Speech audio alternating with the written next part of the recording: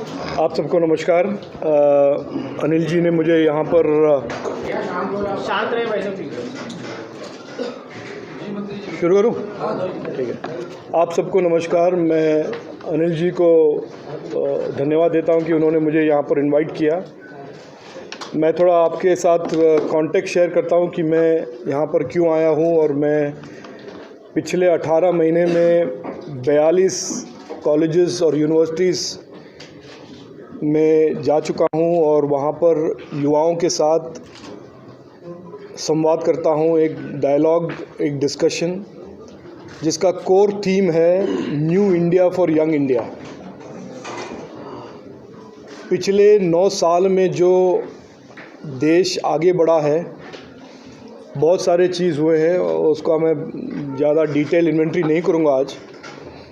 लेकिन एक तरह से मैं एक मैसेज देता हूँ on behalf of prime minister, on behalf of सरकार, कि ये जो 2022 या 2023 का जो इंडिया है, एक तरह से न्यू इंडिया है। और युवाओं के लिए हमारे इंडिपेंडेंट इंडिया के हिस्ट्री में अगर युवाओं के लिए सबसे ज़्यादा अपॉर्चुनिटीज़, सबसे ज़्यादा फ्यूचर में आने वाले अपॉर्चुनिटीज़ का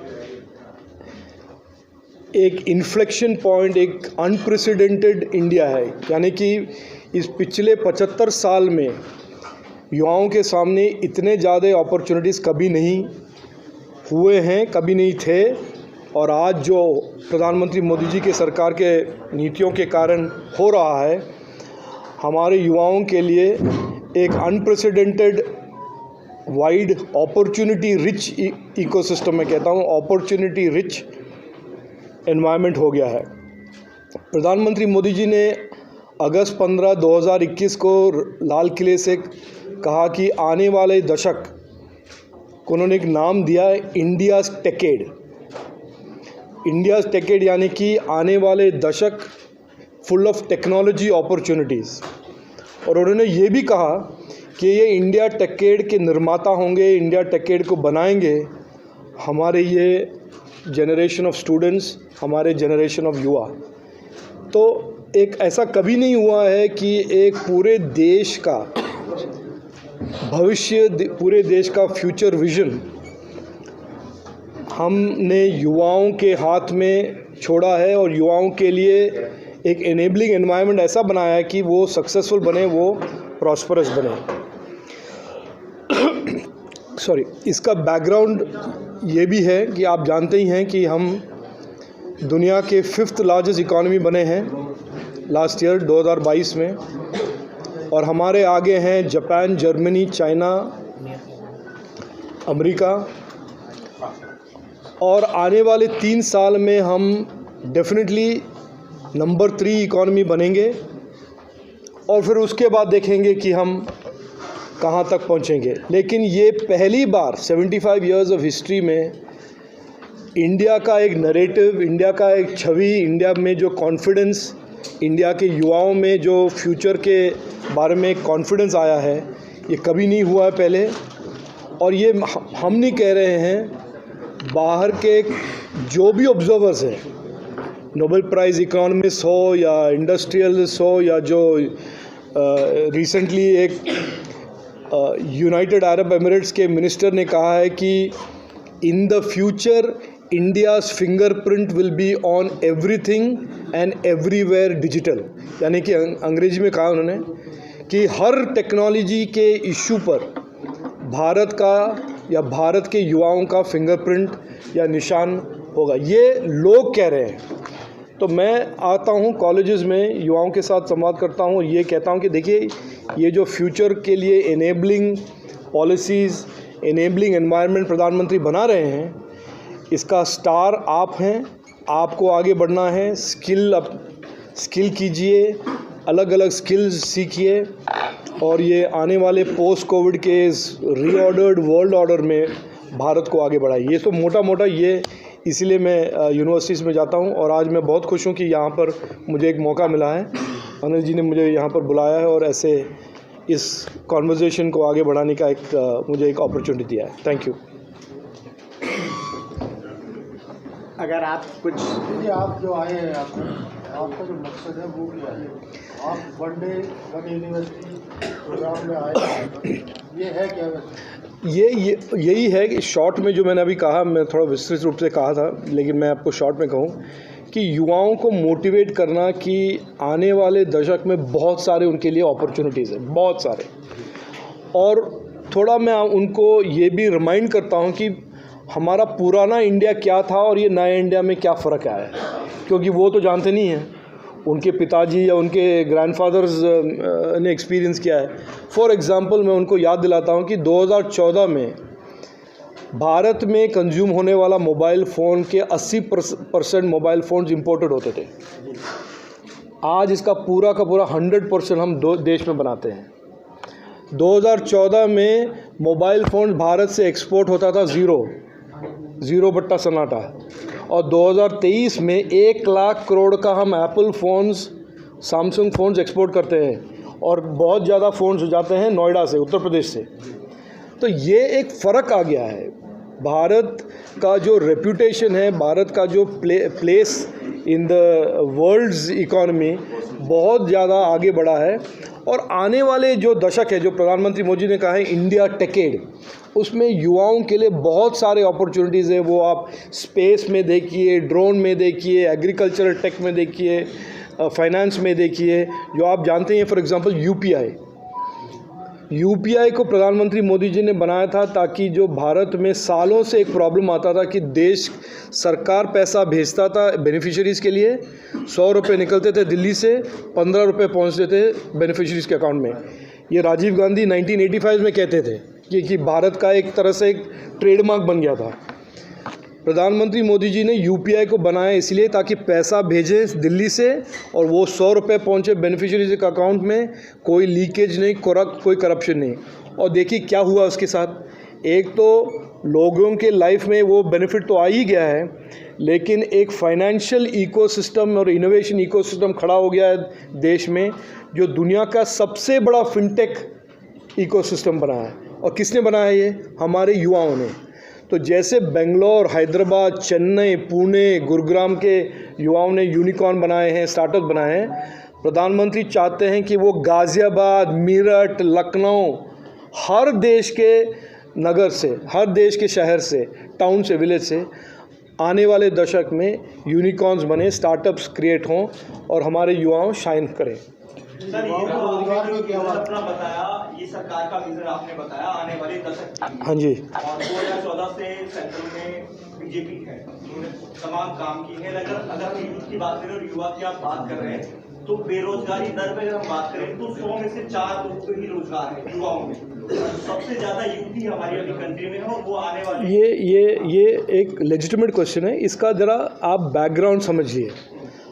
2014 में, थोड़ा समझने वाली बात है, 2014 में भारत के वर्कफोर्स में 45 करोड़ लोग थे।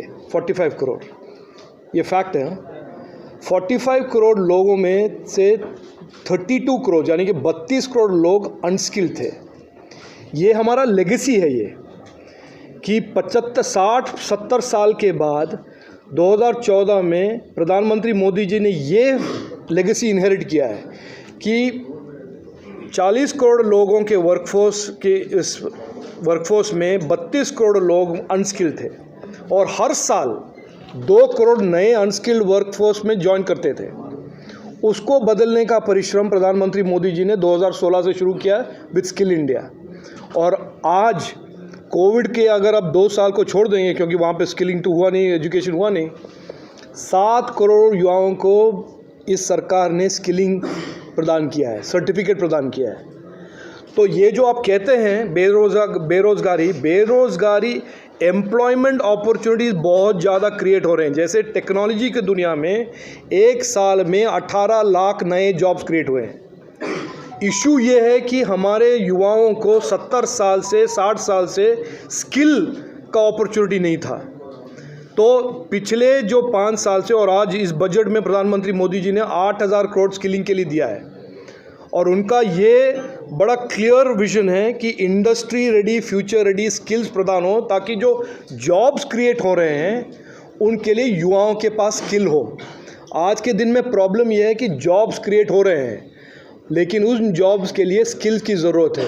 और 60 साल से हमारे देश में एक सिस्टम ये रहा था कि education is only for the privileged, और बहुत सारे हमारे बच्चे, ये मैं कोई बना नहीं रहा हूँ, ये डेटा है। और इतना हमारा लेगेसी में इतना शर्मिंदा वाली बात है कि 32 करोड़ बच्चे अनस्किल्ड थे और उनको वर्क किया गया था। तो उसको बदलने का एक प्रोसेस शुरू हुआ है 2016 में। बेरोजगारी का सवाल क्यों आता है? नहीं, बेरोजगारी का सवाल एक लेजिटिमेट सवाल है। हाँ जी, स्किलिंग के बाद भी बेरोजगारी की दर बहुत ज़्यादा बढ़ी, बेरोजगारी की दर बहुत ज़्यादा बढ़ी। स्किलिंग के बाद भी कुछ बच्चों देखिए मैं इसमें आपके साथ बहस नहीं करना चाहता। नहीं, देखिए मुझे सुनिए, मेरी बात सुनिए। ये बेरोजगारी है नहीं है, नहीं, मैं मेरा बात सुन लीजिए आप। मैं एक को बोलने दीजिए। देखिए मैं ये कह रहा हूँ कि जो लेगेसी प्रॉब्लम है 60 साल का, तो आप समझ गए हैं, इसका समाधान ऐसे थोड़ी होगा, नहीं होगा। दूसरा, इसका समाधान, इसका सॉल्यूशन क्या है? एम्प्लॉयमेंट का सॉल्यूशन है इन्वेस्टमेंट लाना, अपॉर्चुनिटीज़ क्रिएट करना, और उस अपॉर्चुनिटीज़ के लिए स्किल और युवाओं को अलाइन करना। और ये कोई इंस्टेंटेनियस इशू नहीं है, ये हमने 2016 से 20 तक किया है।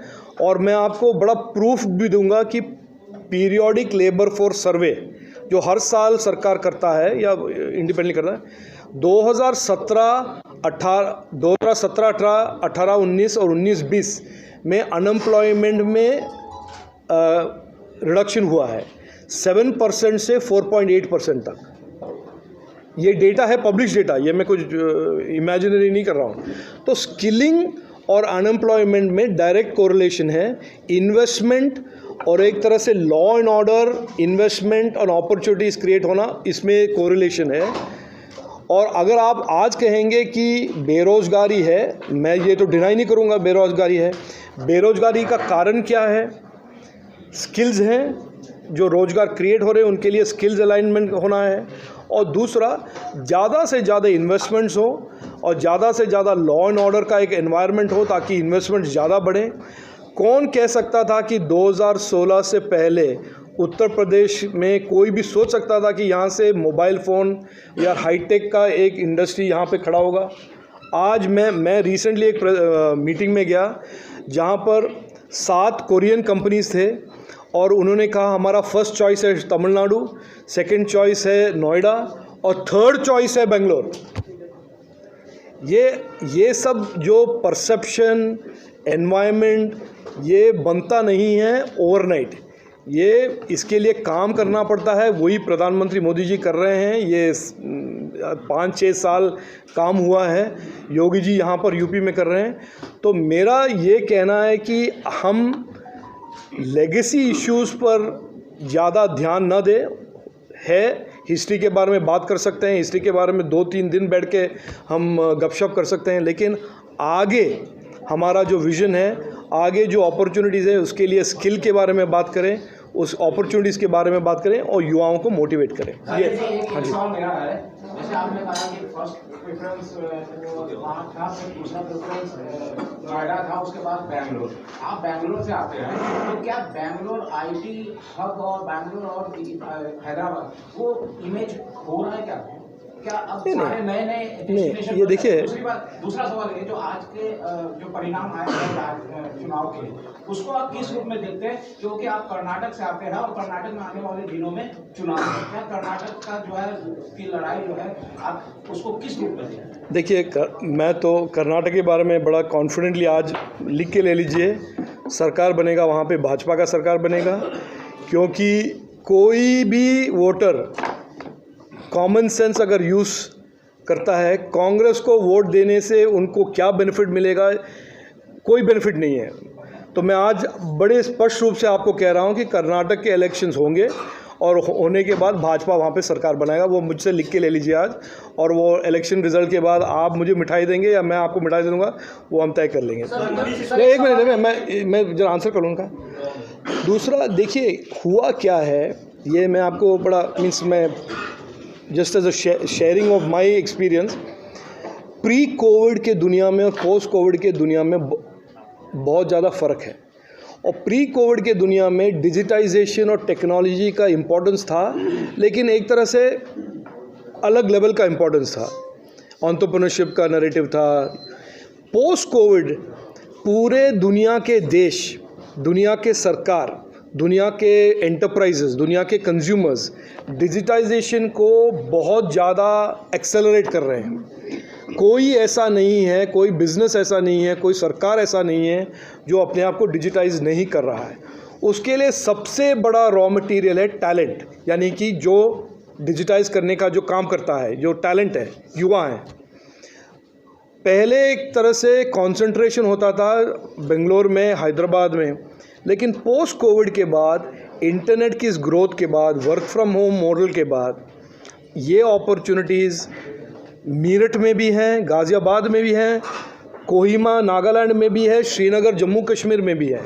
और प्रधानमंत्री मोदी जी ने बड़ा स्पष्ट कहा है कि हम इस डिजिटल अपॉर्चुनिटीज़ और टेक्नोलॉजी के अपॉर्चुनिटीज़ को हम अलग अलग शहरों तक लेके जाएंगे।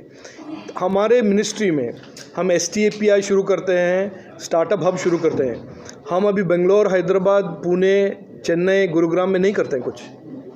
हमारा पूरा फोकस है नए शहरों पर, वो लखनऊ हुआ या गाज़ियाबाद हुआ या मीरठ हुआ या कोहिमा हुआ या तो ये कोई एक्सक्लूजन नहीं है। There is a demand for talent.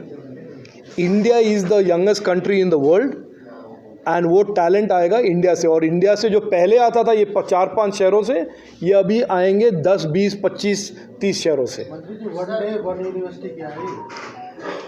पूरा बताया तो था उन्होंने। हर दिन एक दिन में एक यूनिवर्सिटी में जाना, वहाँ के युवाओं के साथ। आप जाएंगे? कौन जाएगा? कोई भी जा सकता है। मेयर साहब जाएंगे? मनीषी सर। उसका पैटर्न क्या है? भारत सरकार से आप कंपेयर कर रहे हैं। नहीं, एक मिनट, यहाँ से शुरू करूँ मैं। नहीं, वन डे वन यूनिवर्सिटी का मतलब ये है कि हमारे सरकार से, हमारे MPs, लीडर्स जो हैं, जाके एक दिन यूनिवर्सिटी में बिताएं, यूनिवर्सिटीज़ के युवाओं के साथ संवाद करें, एक तरह से उनके साथ शेयर करें कि हमारा पर्सपेक्टिव, प्रधानमंत्री मोदी जी का पर्सपेक्टिव क्या है फ्यूचर के बारे में। उनसे सजेशन लें, उनके राय सुने, उनके जो प्रॉब्लम्स हैं सुने, स्किलिंग के बारे में उनको बताएं, अवेयरनेस क्रिएट करें कि ये अपॉर्चुनिटीज़ है क्या चीज़ और हम सरकार के ओर से क्या कर रहे हैं। बस ये वन डे वन यूनिवर्सिटी। मंत्री जी, मेरा एक सवाल ये है आपसे। हाँ जी कि सर। आपने लॉ एंड ऑर्डर की बात की। हाँ जी सर। आप उत्तर प्रदेश में बैठे, उत्तर प्रदेश गाजियाबाद में बैठे। हाँ जी सर। वहीं आपके उत्तर प्रदेश में प्रयागराज में सरेराह दिन दहाड़े एक गवाह की हत्या कर दी जाती है, तो लॉ एंड ऑर्डर कहाँ से होगा? मैं बताऊं उसके बारे में? ये अनिल जी बताएंगे। मंत्री जी उसके बारे में उतना नहीं बता पाएंगे।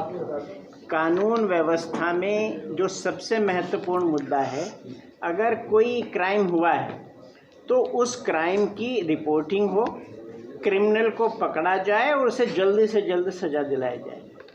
जो क्राइम हुआ उसके जो शूटर था उसको गिरफ्तार कर लिया गया है, जो बाकी लोग ये हैं उनके खिलाफ कार्रवाई हो रही है और त्वरित कार्रवाई हो रही है।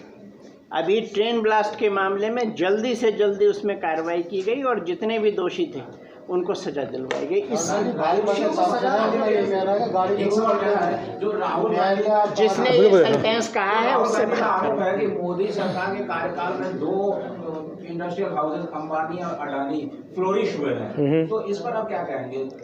देखिए, बस मेरा एक तरह से रूल है कि राहुल गांधी जो भी कहते हैं मैं रिस्पॉन्ड नहीं करता हूँ, क्योंकि खाम मेरा सर में भी दर्द हो जाता है कि उसका ट्रांसलेशन में मैं मुझे बड़ी पार्टी के नेता है। हाँ, वो बड़ी पार्टी के नेता हैं, छोटे पार्टी के बड़े नेता हैं, वो सब आप डिसाइड कर लीजिए, लेकिन मैं as a matter of principle I don't respond to Rahul Gandhi.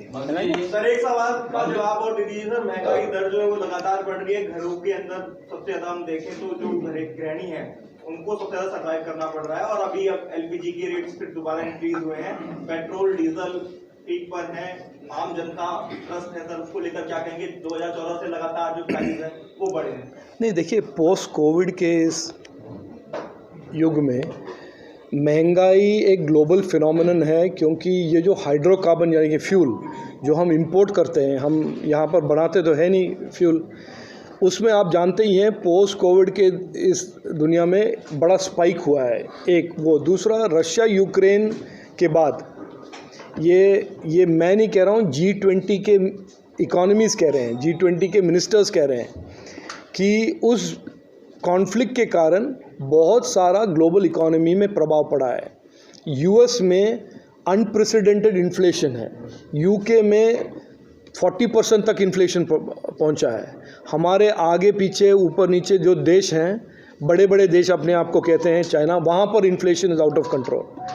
हमने इस कॉन्टेक्स्ट में, इस ग्लोबल अनसर्टनिटी में, इस ग्लोबल कैओस में भी एक तरह से हाईएस्ट ग्रोथ इकोनॉमी रहे हैं हम, और हमने इन्फ्लेशन को मैनेज किया है।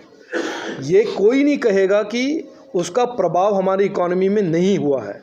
ये थोड़ा रियलिस्टिकली हम समझें इसको, हर चीज़ को पॉलिटिकल प्रिज्म से या साउंड बाइट से ना देखें, अगर रैशनली देखें, हमने बहुत अच्छा काम किया है, इसीलिए हमारा इकोनॉमी आज भी फास्टेस्ट ग्रोइंग इकोनॉमी। आज एक आर्टिकल आया है कि चाइना का इकोनॉमी जो अपने आप को सबसे तेज़ इकोनॉमी वगैरह वगैरह समझते हैं एशिया में, उनका ग्रोथ रहा है 3% और हमारा रहा है 7%।